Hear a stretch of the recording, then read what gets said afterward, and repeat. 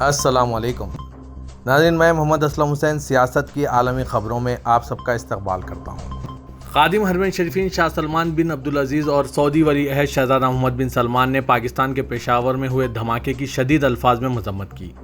Saudi press agency के मुताबिक Saudi क़यादत ने पाकिस्तानी सदर डॉक्टर आरिफ अलवी को ताज़ियती मकतूब रवाना किए।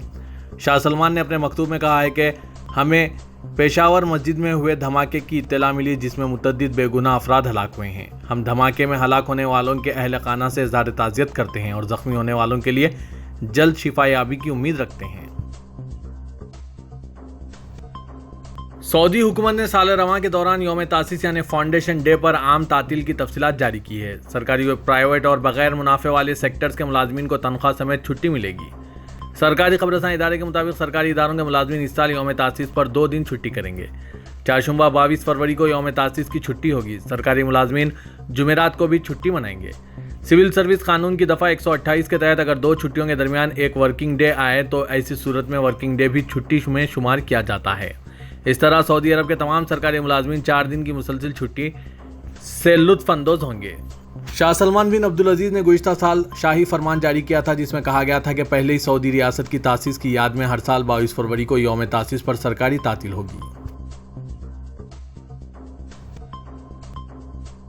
सऊदी अरब ने हालिया दिनों में यूरोप के कई दारुल हुकूमतों में कुरान पाक की बार बार बेहुरमती के वाक़यात की शदीद मजम्मत की और इसे मुस्तरद किया है। काबीना ने कुरान पाक की बेहुरमती से मुतालिक सऊदी अरब के गैर मुतज़लज़िल मौक़िफ़ का इआदा करते हुए कहा कि हालिया दिनों में मुतअद्दिद यूरोपीय ममालिक में कुरान पाक की बेहुरमती की हम मजम्मत करते हैं। इस बात को ज़रूरी समझते हैं कि यूरोपीय ममालिक की हुकूमतें दुनिया भर के करोड़ों मुसलमानों के जज्बात मजरू करने वाली सरगर्मियों का सद्भाव करें। सरकारी खबरसां इदारे SPA के मुताबिक सऊदी काबीना का इजलास रियाद के कसर अरक़ा में शाह सलमान बिन अब्दुल अजीज़ की सदारत में मुनक़्क़िद हुआ था। सऊदी काबीना ने मुल्की, इलाक़ाई व बैनुल-अक़वामी उमूर के हवाले से 15 फैसले किए हैं। इस्लामी ताउन तंजीम ने गुज़िश्ता रोज़ सऊदी अरब के साहली शहर जिद्दा में अपने सदर दफातर में अपनी आला कमेटी का एक खुला गैर मामूली इजलास मुनक़्क़िद किया। सेक्रेटरी जनरल हुसैन इब्राहिम ताहा ने मगरबी ममालिक में इंतहाई दाएं बाजू के कारकुनों की इश्तियालंगेज़ कार्रवाइयों पर मायूसी का इजहार किया और इस बात पर जोर दिया कि इस तरह के मुजरिमाना इक़दामात मुसलमानों को निशाना बनाने के बुनियादी इरादे से किए जा रहे हैं। इस इजलास में स्वीडन, नीदरलैंड और डेनमार्क में मुसलमानों की मुक़द्दस किताब कुरान मजीद के नुस्खे शहीद करने और इसकी बेहुरमती के हालिया इश्तियालंगेज़ वाक़यात के खिलाफ तंजीम की जानिब से सख्त तशवीश का इजहार किया गया। इजलास में इस्लामोफोबिया के घिनौने हमलों के मुजरिमों के खिलाफ OIC की तरफ से किए जाने वाले मुमकिन इक़दामात पर तबादला ख्याल किया गया। तुर्क सदर रजब तैयब एर्दोगान ने कहा है कि कुरान करीम की बेहुरमती अगर जारी रही तो स्वीडन NATO रुकनियत में हमारी हिमायत भूल जाएं। बरसर इख्तिदार इंसाफ और तरक्की पार्टी के सदर की हैसियत से एर्दोगान ने तुर्क पार्लियामान में मुनक़्क़िदा पार्टी के ग्रुप इजलास से खिताब किया।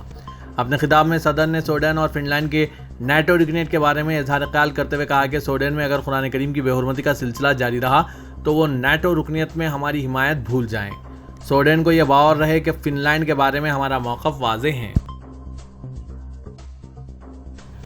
हिंदुस्तानी निज़ाद अमेरिकी और रिपब्लिकन पार्टी की रहनुमा निक्की हैली 15 फरवरी को 2024 में अमेरिकी सदारत के लिए इंतखाबात लड़ने के अपने मंसूबे का बाज़ाब्ता ऐलान कर सकती हैं। अगर ऐसा है तो वो साबिक़ अमेरिकी सदर डोनाल्ड ट्रंप को चैलेंज करने वाली पार्टी की पहली रहनुमा होंगी। निक्की हैली 2 मरतबा जनूबी कैरोलिना की गवर्नर रह चुकी हैं और अक़वाम मुत्तहिदा में अमेरिकी सफ़ीर के तौर पर भी काम कर चुकी है। अगर वो इस ओहदे के लिए दावा करती है तो हैली अपने साबिक़ बॉस यानी ट्रंप के खिलाफ मुकाबला करने वाली पहली दावेदार होंगी। पाकिस्तान के वज़ीर दिफा ख्वाजा आसिफ ने पेशावर की एक मस्जिद के अंदर हुए मोहलिक खुदकश धमाके पर कहा कि हिंदुस्तान में नमाज के दौरान नमाजियों को भी नहीं मारा जाता जिस तरह पाकिस्तान में इस तरह के हमले हो रहे हैं। कौमी असम्बली में हमले पर इज़हार ख्याल करते हुए आसिफ ने कहा कि भारत या इजराइल में भी नमाजियों को नमाज के दौरान नहीं मारा गया बल्कि पाकिस्तान में ऐसा हुआ है। डॉन अखबार के मुताबिक दहशतगर्दी के खिलाफ जंग में इत्तेहाद का मुतालबा करते हुए वज़ीर ने कहा कि अब वक्त आ गया है कि पाकिस्तान अपने घर को ठीक करें। 2010 से 2017 के दौरान अस्करियत पसंदी के वाक़यात को याद करते हुए वज़ीर ने कहा यह जंग सवात से पीपल्स पार्टी के दौर में शुरू हुई थी और यह मुस्लिम लीग नवाज के पिछले दौर में ख़त्म हुई थी और कराची से सवात तक मुल्क में अमन कायम हुआ था। अगर आपको याद हो तो 1.5 या 2 साल पहले हमें इस हाल में 2-3 बार ब्रीफिंग दी गई थी जिसमें वाज़ेह तौर पर कहा गया था कि इन लोगों के खिलाफ बातचीत की जा सकती है और इन्हें अमन की तरफ लाया जा सकता है। मुस्लिम लीग नवाज की सीनियर नायब सदर मरियम नवाज ने कहा है कि 5 के टोले ने मुल्क को लूटा, आज सबके नाम लूंगी। खोसा, डैम वाले बाबा, इमरान और इसकी 2 बैसाखियों ने मुल्क को लूट लिया, वो सब अपने अंजाम को पहुंचे। आज 4 सूबे को पंजाब के जिला बहावलपुर में वर्कर्स कन्वेंशन से खिताब करते हुए मरियम नवाज ने कहा कि IMF के मुआहदे को आज पूरी कौम भुगत रही है। अनाड़ियों ने मुल्क की मईशत पर खुदकश हमला किया है। शुक्र करें पाकिस्तान तबाही के दहाने से वापस आ गया है।